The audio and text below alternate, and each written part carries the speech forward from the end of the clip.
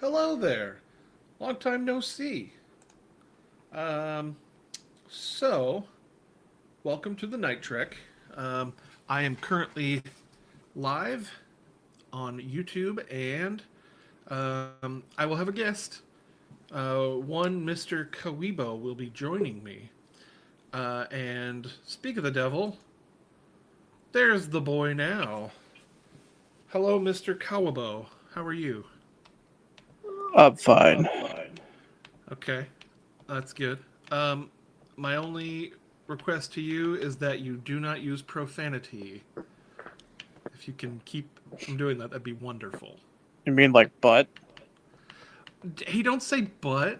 Actually, I need you to say something else because I need to test your audio real quick. Nipple. Okay, nipple's fine. So, uh, as you read in the title down below, Kaweebo and I, we actually just got back a little while ago from the theater because we saw Tron Ares. Yeah. And we both have thoughts, but right out the gate, Kaweebo, what did you think? I guess you can leave your real name on there, but I'm just gonna call you Kaweebo.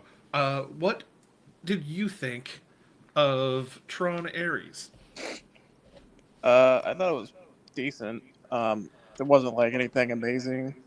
It wasn't particularly terrible. It was fine. It was in the middle.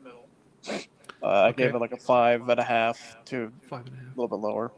That sounds appropriate. I personally would give it just a little bit higher than that. I know, obviously, you and I talked about this, but um, for for my own feelings on it, I'm kind of doing one of these motions where I'm up and down. I'm up and down because I actually was just listening to the open bar with the critical drinker, and they are tearing that movie apart.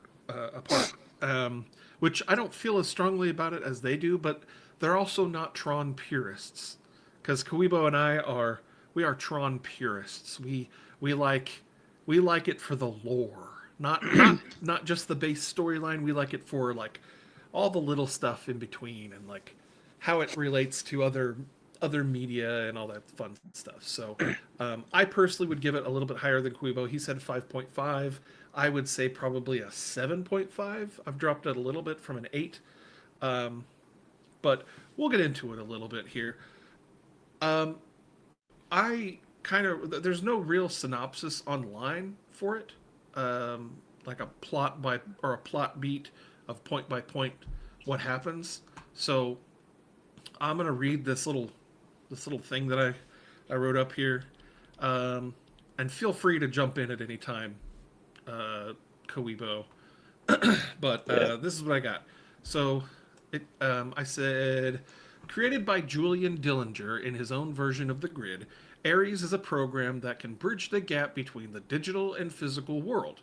But with a limited time of only 29 minutes, his existence is always in jeopardy of being ended for good by his egomaniacal creator, Julian, who wants to use Ares as a way to make money from military contracts. Eve, the new CEO of Incom, however, has uncovered the MacGuffin of this film in the form of the Permanence Code, which will allow digital avatars to live past their 29-minute life limit, a feat her sister once dreamed of using to help humanity. Turning against his programming and programmer, Ares and Eve set out to keep the Permanence Code out of the hands of Dillinger, and find a way to escape the relentless Athena who hunts them down for the code.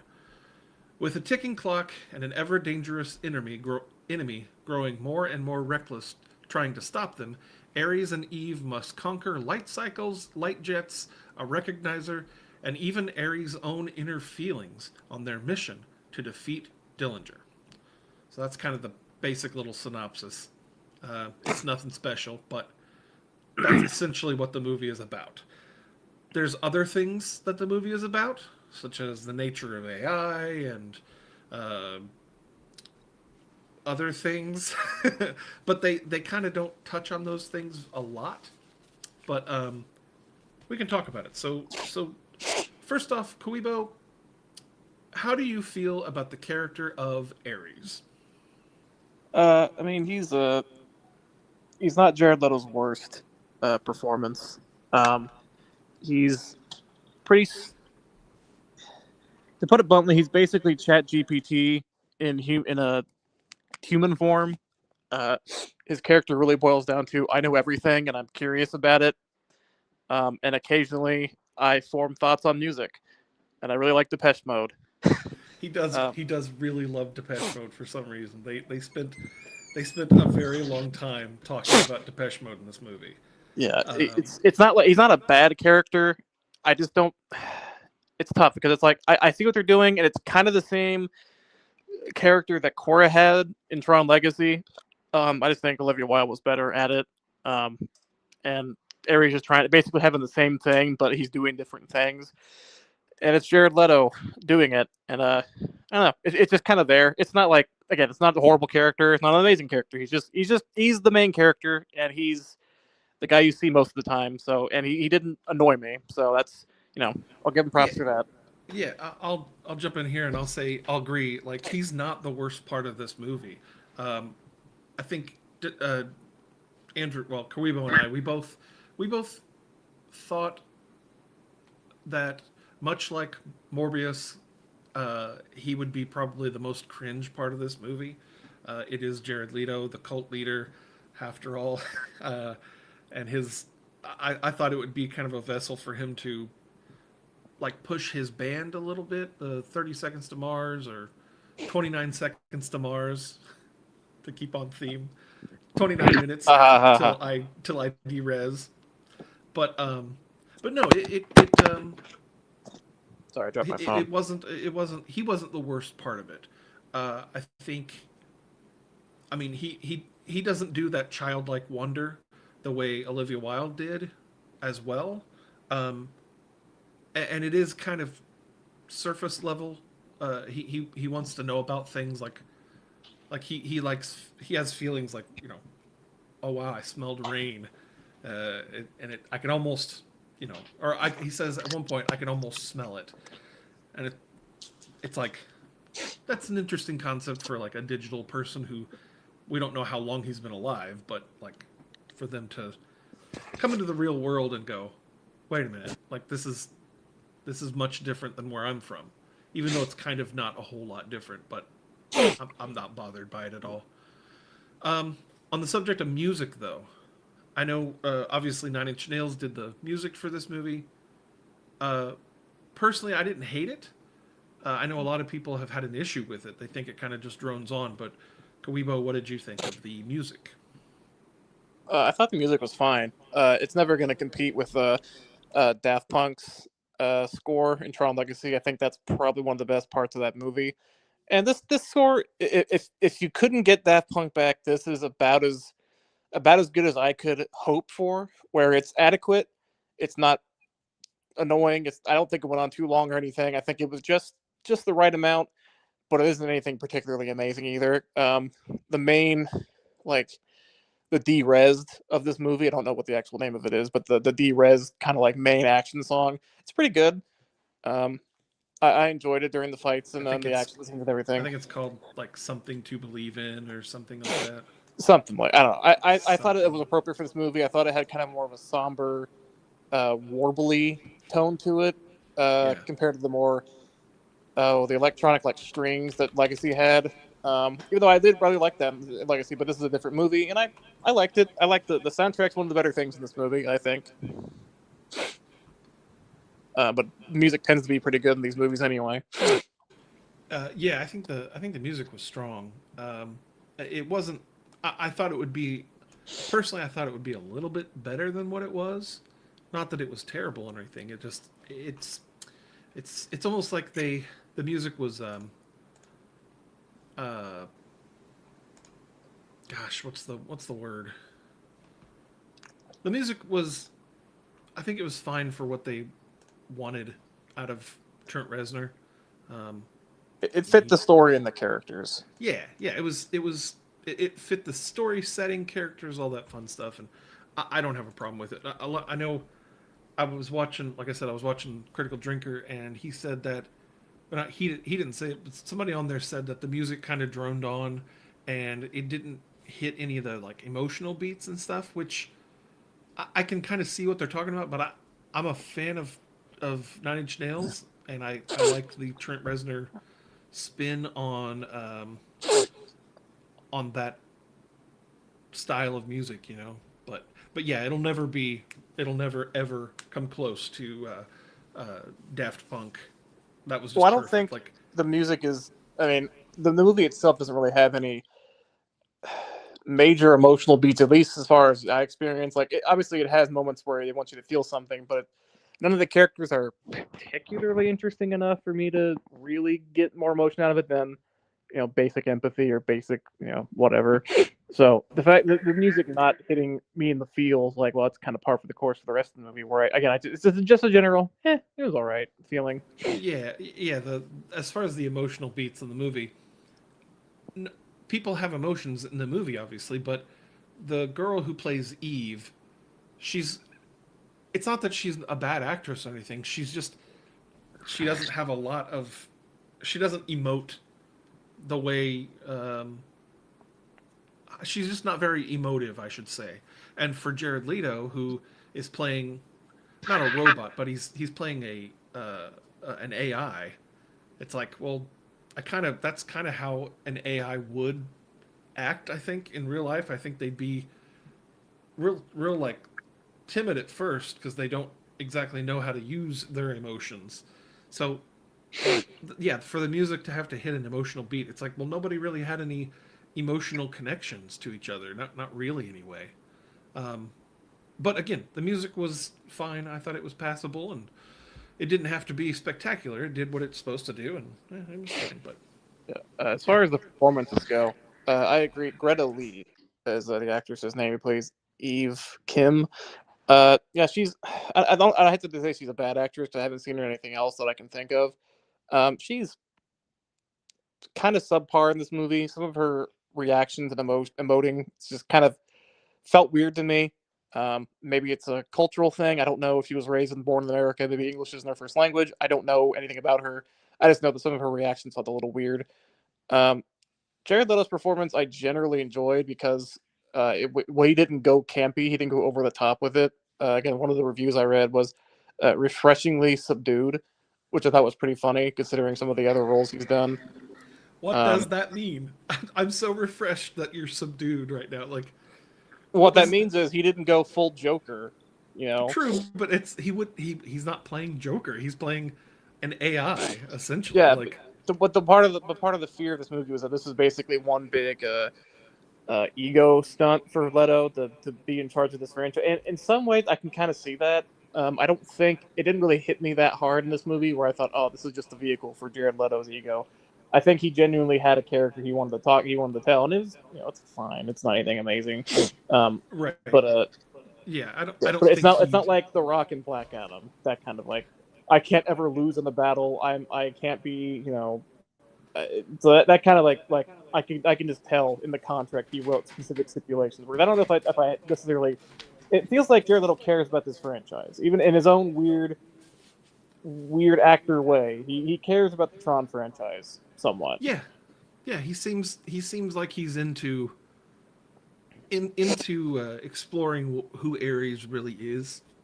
You know, it's like he wants to.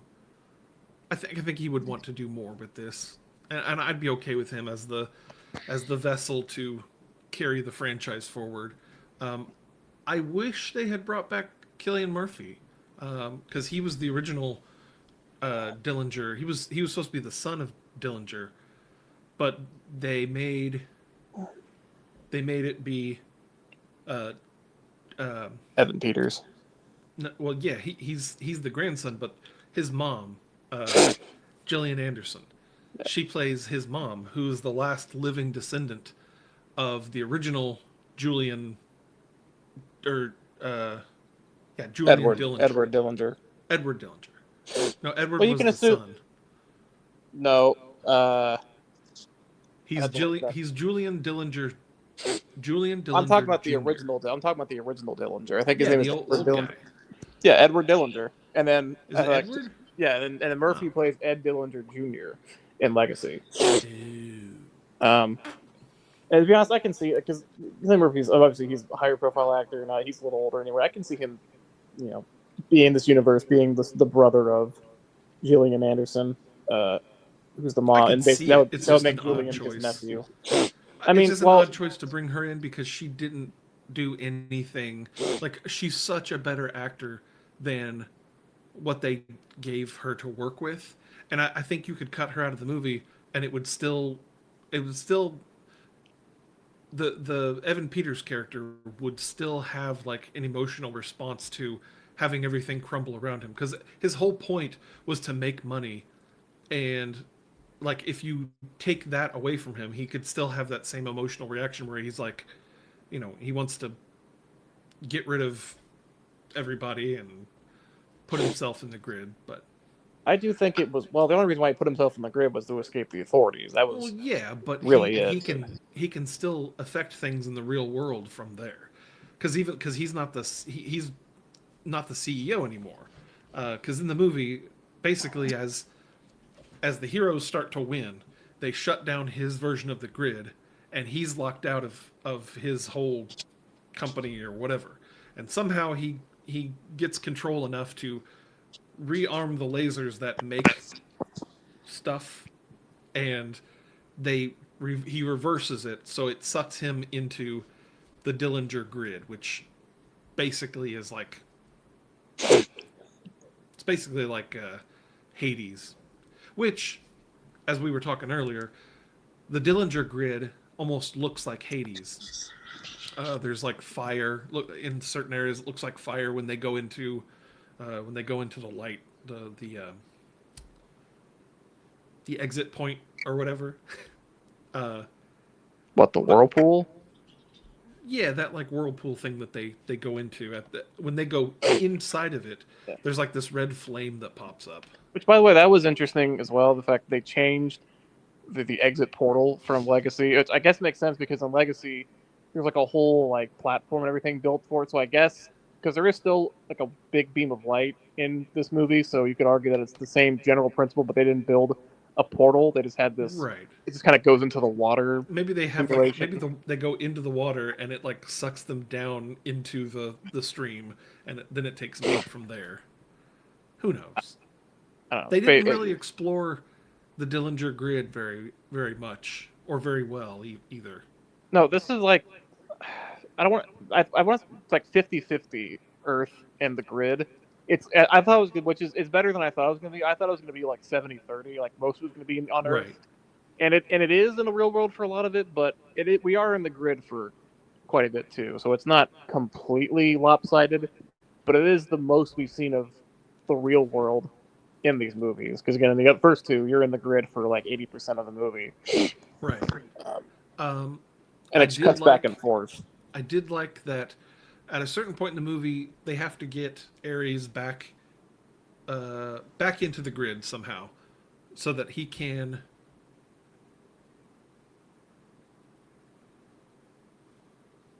I don't remember why they had to get him back in there. Get him back in... Wait, do you think they wanted to get him back into the... They have to get him back in the grid, and then that's when Athena shows up, and she's waiting for his. Well, what they did? They put him inside the floppy disk drive so that he could find the permanence code in there, because that's right. She pulled it out on her little chip that she broke. Right. And they can get it because they can scan. Which I guess that's the other confusing thing. That some of the technology or the things they say, like they can. She breaks the little like the flash drive or whatever that has the permanence code in it. But they say that doesn't matter because they can just like scan her memories inside the grid and see the data from there. Which right, it's in her data. I don't know how that works, but that's whatever. I guess that's the other thing too is that this movie, when it comes to some of the technology, doesn't make a whole lot of sense to me as far as how they plan on. Because at the very end of the movie, after they win, Evie is basically Eve is basically like a worshiper of Kevin Flynn's philosophy and legacy, where he wants to perfect the world by, mass producing and digitizing and being able to mass produce like plants and look into medical technology, all this stuff that you could do with They want to perfect do infinite programs. oranges. Well, yeah, well that's what they do in this movie, but it's weird to me because like in the first Tron movie, they move an orange from one particle It's an laser. apple. Oh, okay, an apple. They move a fruit from one side of the room to the other, teleporting it by digitizing it and then shooting it into somewhere else. But in that movie, it's just using the components of the original fruit and moving it. Right. In this, it seems like they're literally just creating fruit from data. Yeah, and that's what I wanted to know. Like, whenever they shoot their lasers down to actually make something, in the Dillinger one, there's like supports, like 3D printed supports, and those just kind of crumble away, and it leaves the final product. What are they made out of? Like, what are those lasers shooting? Are they shooting some sort of like physical data stream? Like, again, I want to see their filaments. I want to see what they're using to print this stuff. Is it some sort of like bio?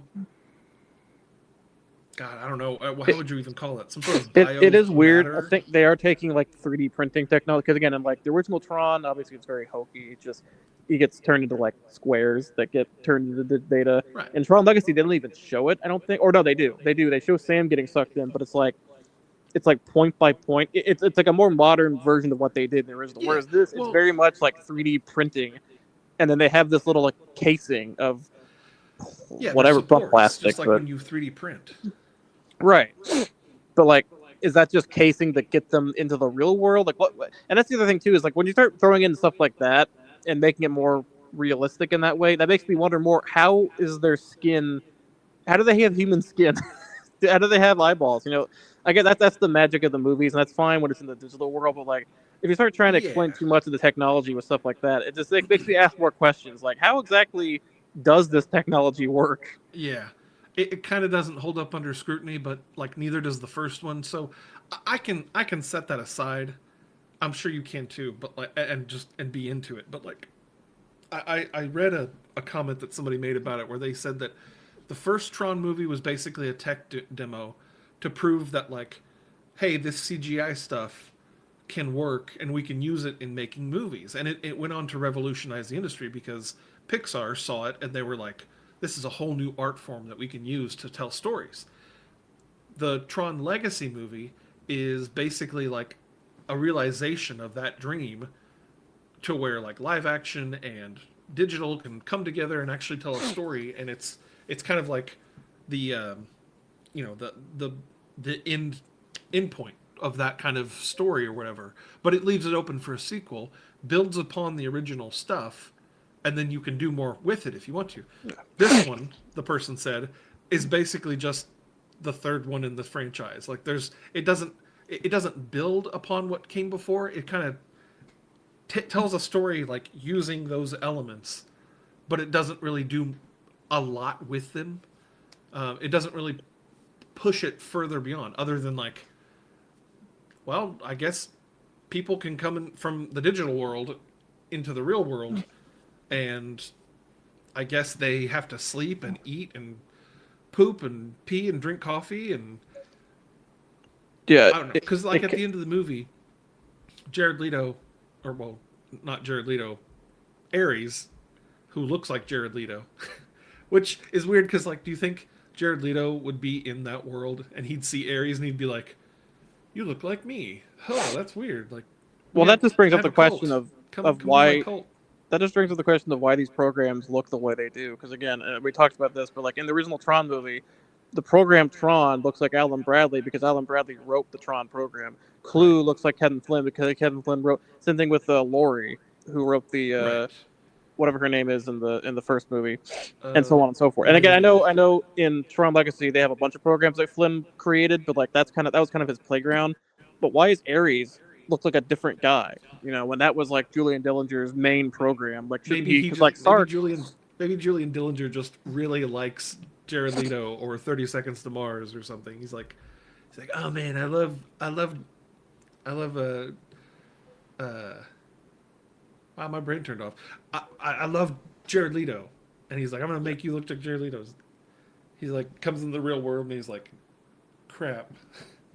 Yeah, I don't. Like I said, that's something that bothers me. It's just kind Yeah. of weird Well, that that's the at way it the end of the is. movie, Ares has a newspaper clipping of Sam and Cora, how there's like this mystery girl in Sam's life, and then he pulls out another picture of basically just Olivia Wilde. Like, she doesn't have the black hair anymore, but it's just Olivia Wilde, and it has coordinates written on it. It says last seen, and it has those coordinates. So presumably he's going to go and look for Cora, um, and do something. But this What? movie was like a stopgap in between Legacy and the movie you want to see. Like, the next movie should be where they picked up the story, where it's like okay, there's this guy named Ares. Why is he hunting down Cora? And you think he's a bad guy, but then you find out he was a program that escaped from the Dillinger grid, and there was all this stuff that happened. But you find that out in the background. But the real story is, okay, what's going on with Cora and Sam Yeah. and Kevin? Like, because Kevin shows up in this movie as like a Deus Ex Machina, literally, and he's there to help Ares get the code and to get back in the real world.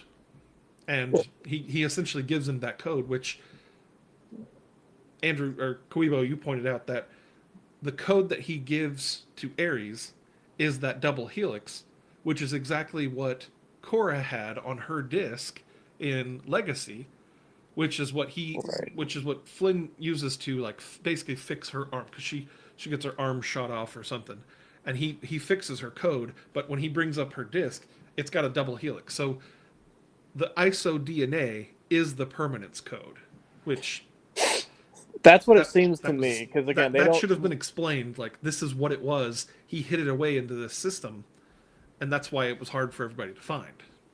And that's the problem with this whole kind of the way they made this movie and everything. Because to kind of go all the way back to what we were talking about before, but like the fact that this is kind of like a sidestep to the Legacy sequel that's leading up to an actual sequel to Legacy, which would just be the Tron 3 we're supposed to get. Because again, originally, from what I understand, the original concept for Tron 3 back when it was still being directed by the guy who did Legacy, that because Ares was always in it, and Jared Leto was probably attached to it for a long time. He was supposed to be the villain.